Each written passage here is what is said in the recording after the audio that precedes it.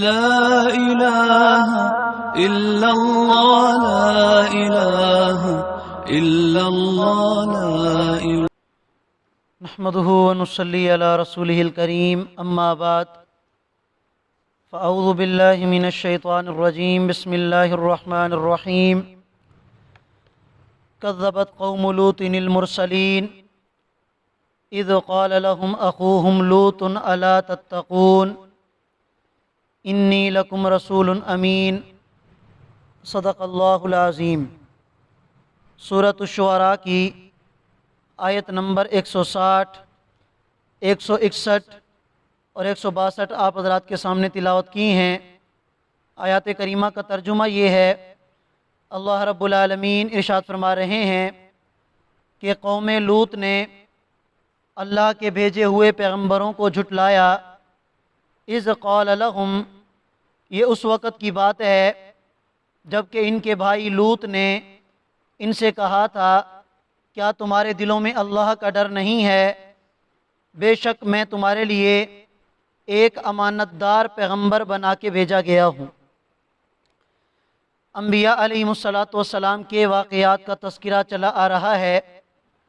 آج آپ حضرات کے سامنے جو آیات کریمہ تلاوت کی ہیں، اس میں حضرت لوط علیہ السلام کی قوم کا واقعہ ذکر کیا جا رہا ہے، جس میں سب سے پہلی بات اللہ رب العالمین نے یہ ارشاد فرمائی کہ قوم لوط نے بھی اللہ کے پیغمبر کو جھٹلایا تھا۔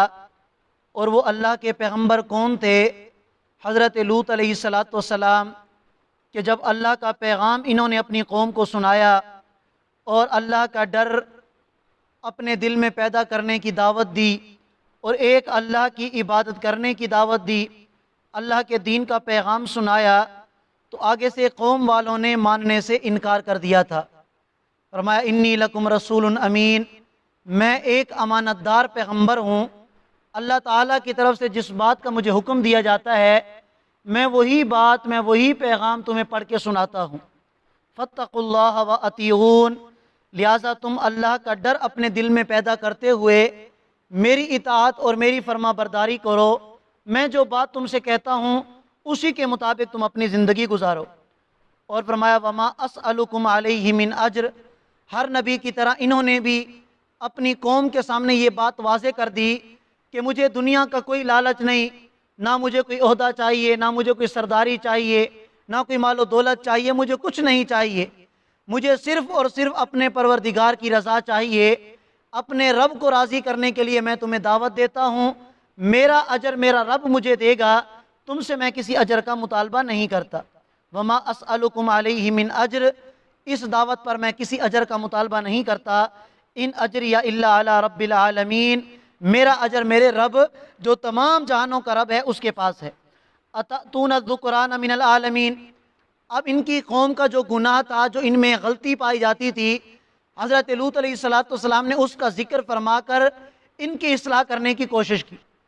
اور سورہ اعراف میں بھی یہ واقعہ گزر چکا ہے، سورہ ہود میں بھی یہ واقعہ گزر چکا ہے کہ قوم لوط کا جو مشہور گناہ تھا وہ یہ کہ غیر فطری طریقے سے یہ لوگ مردوں کے ذریعے اپنی جنسی خواہشات کو پورا کیا کرتے تھے۔ اسی کا ذکر حضرت لوط علیہ السلام نے فرمایا اتأتون الذکران من العالمین، کیا تمام جہان میں، پوری دنیا میں تم ہی ہو کہ جو مردوں کے پاس جاتے ہو، وَتَذَرُونَ مَا خَلَقَ لَكُمْ رَبُّكُمْ مِنْ أَزْوَاجِكُمْ، اور تم اس چیز کو چھوڑ بیٹھے ہو، یعنی اپنی بیویوں کو، کہ جن کو اللہ تعالیٰ نے اسی مقصد کے لیے پیدا فرمایا ہے۔ بل انتم قوم عادون، فرمایا کہ بلکہ تم ایسے لوگ ہو جو حد سے تجاوز کرنے والے ہو۔ تمہیں یہ بات اچھی طرح معلوم ہے کہ اللہ تعالیٰ نے جنسی خواہشات کی تسکین کے لیے عورت کو پیدا کیا ہے، نکاح کے ذریعے تم اپنی خواہشات ان سے پورا کر سکتے ہو، لیکن تم جان بوجھ کر اس سے تجاوز کرتے ہو اور غیر فطری طریقے سے تم مردوں کے پاس آتے ہو۔ قالو، تو قوم والوں نے جواب دیا، لئن لم تنتہی یا لوط، اے لوط اگر تم اس دعوت سے نہ روکے اور ہماری اصلاح کرنے سے نہ روکے، اور بار بار تمہیں تم جو کہتے ہو میں اللہ کا نبی ہوں، اللہ کا پیغام ہمیں سناتے ہو، اگر تم اس چیز سے باز نہ آئے، لَتَكُونَنَّ مِنَ الْمُخْرَجِينَ، تو تمہارا شمار بھی ان لوگوں میں ہوگا کہ جنہیں اس علاقے سے نکال دیا گیا، یعنی ہم تمہیں بھی اس علاقے سے نکال دیں گے۔ قال، حضرت لوط علیہ السلام نے فرمایا انی لعملکم من القالین، بے شک میں ان لوگوں میں شامل ہوں جو تمہارے عمل سے بیزار ہیں، یعنی جو حرکتیں تم کرتے ہو، جو اعمال تم کرتے ہو، جو گناہ تمہارے اندر پایا جاتا ہے، میں اس سے بری و ذمہ ہوں۔ اللہ کی بارگاہ میں عرض کرتا ہوں کہ یا اللہ اس گناہ میں میں شریک نہیں، میں بیزار ہوں۔ رب نجنی، اے میرے رب تو مجھے بھی نجات عطا فرما، واہلی، اور میرے گھر والوں کو، مما یعملون، ان کی ان حرکتوں سے جو یہ کرتے ہیں۔ نجات کا مطلب کیا ہے کہ جب یہ گناہ کرتے ہیں تو ہمارے دل میں کڑھن پیدا ہوتی ہے، تو یا اللہ اس کڑھن سے ہمیں نجات عطا فرما۔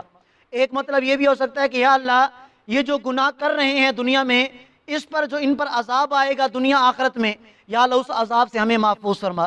چنانچہ اللہ رب العالمین فرماتے ہیں ہم نے حضرت لوط علیہ السلام کی دعا قبول فرمائی، فَنَجَّيْنَاهُ وَأَهْلَهُ أَجْمَعِينَ، ہم نے حضرت لوط کو بھی نجات دی جب عذاب آیا ان پر، وَأَهْلَهُ أَجْمَعِينَ، اور ان کے خاندان والوں کو بھی ہم نے نجات دی، إِلَّا عَجُوزًا، سوائے ایک بڑھیا کے، فِي الْغَابِرِينَ، کہ وہ پیچھے رہ جانے والوں میں تھی۔ اور یہ بڑھیا کون تھی؟ حضرت لوط علیہ السلام کی بیوی۔ ان کا کردار ایسا تھا کہ یہ حضرت لوط علیہ السلام پر ایمان لانے کے بجائے یہ ان لوگوں کا ساتھ دیا کرتی تھی کہ جو لوگ اس طرح کے اعمال کیا کرتے تھے، تو اسی وجہ سے ان پر بھی، حضرت لوط علیہ السلام کی جو بیوی تھی، ان پر بھی پھر عذاب آیا اور یہ بھی ان لوگوں میں شامل ہو گئیں۔ اللہ تعالیٰ نے ان کو بھی ہلاک اور برباد کیا۔ ثم دمرنا الآخرین، فرمایا کہ پھر دوسروں کو ہم نے ہلاک کر دیا۔ اور ان پر عذاب کون سا آیا تھا؟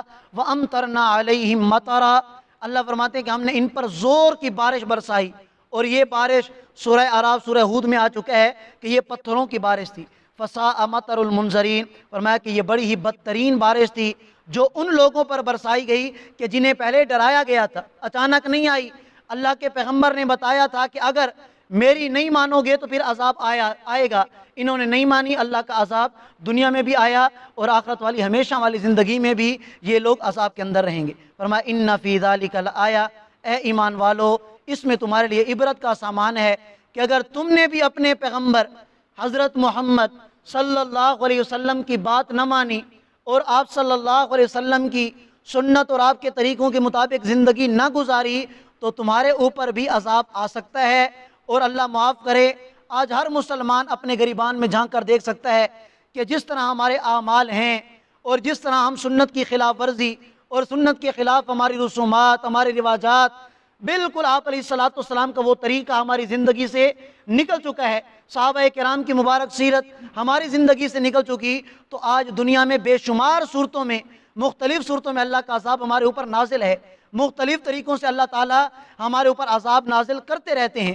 تو اس لیے ہر مسلمان کو، چونکہ اللہ بھی فرماتے ہیں کہ عبرت کا سامان ہے، گزشتہ امتوں سے سبق لینا چاہیے ان کے واقعات سے، اور ہر مسلمان کو توبہ کر کے اللہ کو راضی کرنا چاہیے، استغفار کر کے اپنے گناہوں کی معافی مانگ لینی چاہیے۔ فرمایا اِنَّ فِي ذَلِكَ لَآیَةً، بے شک اس میں عبرت کا سامان ہے، وَمَا كَانَ أَكْثَرُهُم مُؤْمِنِينَ، لیکن اکثر لوگ پھر بھی ایمان نہیں لاتے۔ وَإِنَّ رَبَّكَ لَهُوَ الْعَزِيزُ الرَّحِيمُ، اور میرا پیغمبر بے شک آپ کا جو پروردگار ہے وہ کامل اقتدار اور بڑا ہی مہربان اور رحم کرنے والا ہے۔ اللہ تعالیٰ اپنے فضل اور کرم سے ہم سب کے گناہوں کو معاف فرما دے۔ جزاکم اللہ خیر۔